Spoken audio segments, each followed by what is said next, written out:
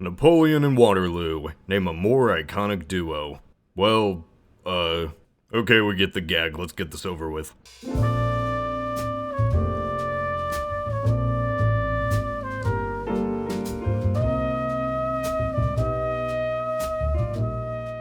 One of the great questions of history is, what if Napoleon had won at Waterloo? It's an interesting concept. Napoleon lost, so what if not that happened? While it's an interesting question, it's one that ignores the broader scope. Napoleon's fall was not simply because he lost at Waterloo, it was because he lost the core fighting force of his army, the control over his defeated enemies, an invasion in Russia, and maybe, just maybe, after years of fighting, something within himself. What I'm saying is Napoleon's downfall was much more than just Waterloo, though I still want to talk about that.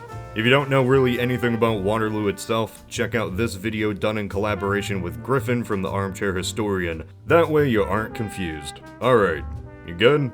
Great.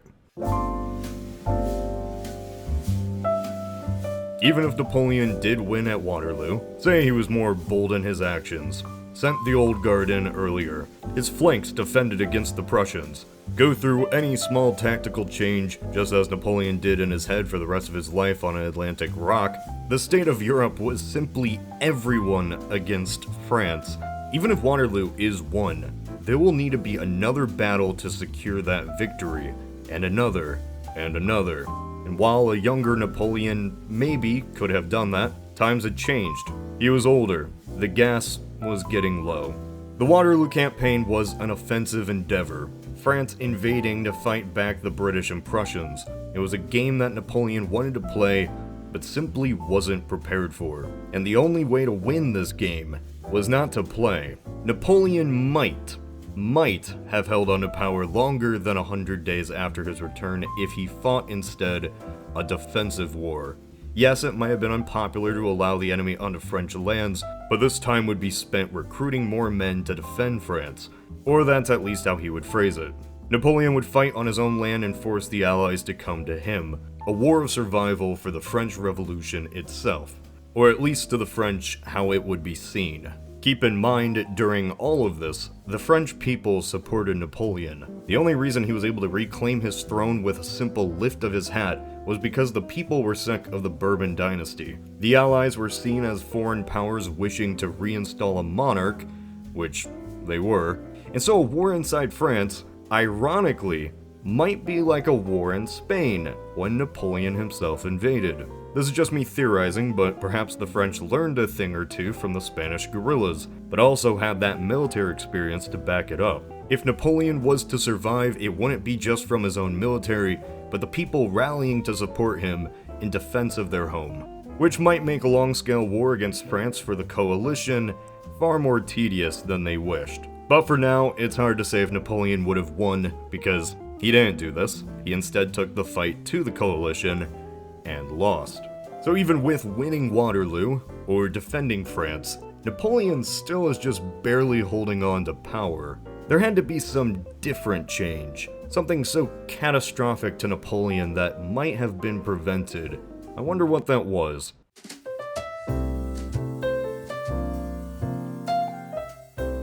Russia was the death blow to Napoleon. Not the Russian military, just Russia itself. The weather, the geography, the people's ability to not play by European rules of surrender, this set fire, get it, to Napoleon's European plans. But why did France choose to invade Russia in the first place?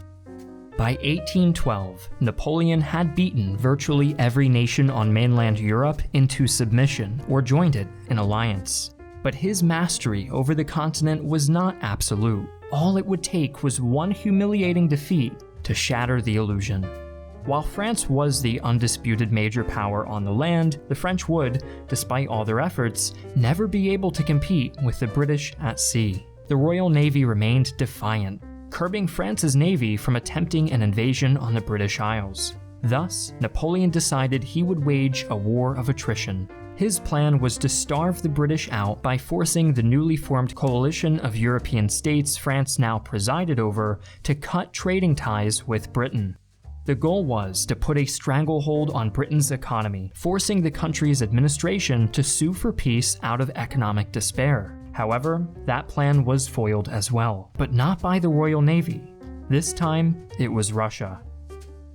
So there you go. From Napoleon's perspective, if Russia blatantly continued to trade with Britain, it made the entire embargo useless. In true early 19th century fashion, Napoleon knew the only way for Russia to answer for this was, well, war. Now, this wasn't the only reason, nor was it on a whim. France and Russia were very much competitors, each empire vying for control of their side of the European world.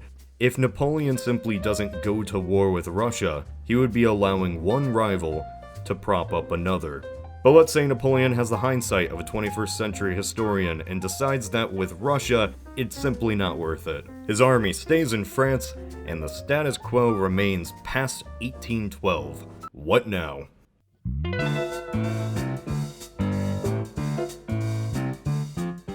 It is an alternate 1812. Napoleon does not attack Russia, and instead decides he should pay far more attention to deal with the insurgency in Spain. That has always been a hellscape for France. Even without invading Russia, however, the nations he subdued would be plotting. No matter what Napoleon did, the continental system simply couldn't have held up.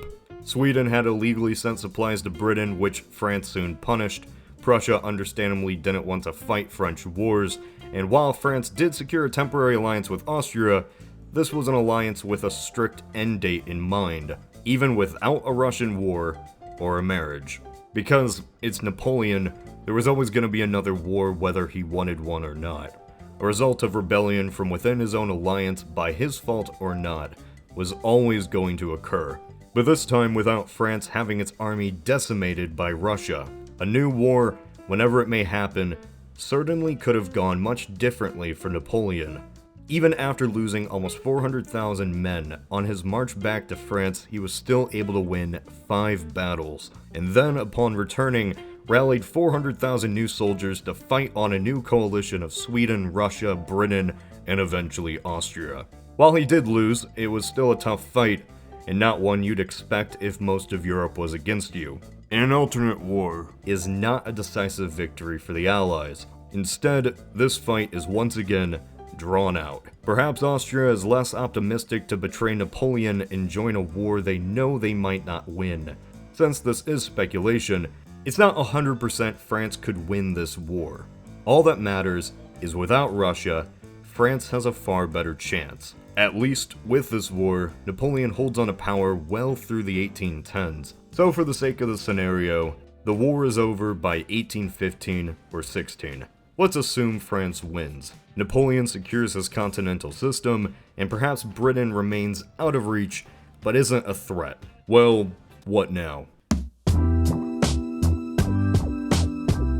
This is where my video becomes a little bit of a lie. Sometimes in life you simply can't change nature. Napoleon may not have ever fell in this alternate timeline, but that doesn't mean he isn't brought down by the biggest battle of all, cancer. Napoleon died in 1821 from what we now believe to be stomach cancer. He didn't simply die from a broken heart or anything.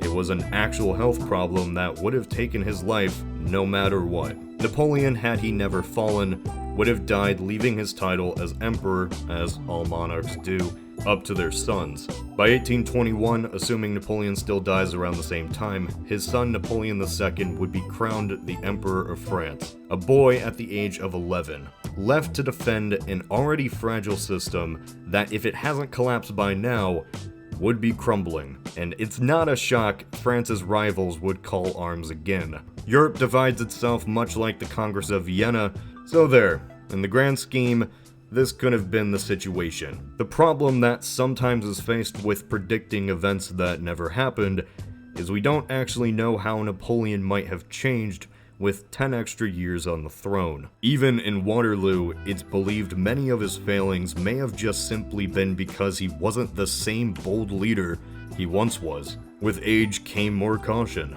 and moving forward into the next decade of his life, I wonder how much his failing health would have contributed to a weakened reign. Either way, in the grand long term, this Napoleonic France was always on a timer. No amount of military strategy or planning wins against the Grim Reaper. This is Cody of Alternate History Hub. Special thanks to Griffin from the Armchair Historian for contributing to this video. I worked with him on his own, which, if you haven't seen it already, I highly recommend. Oh yeah, also sorry for taking a month to upload this.